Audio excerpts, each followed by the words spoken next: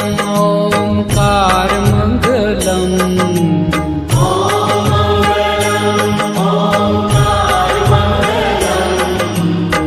आप होय अखंड मंडलाकार मंगलम। आप होय अखंड मंडलाकार मंगलम।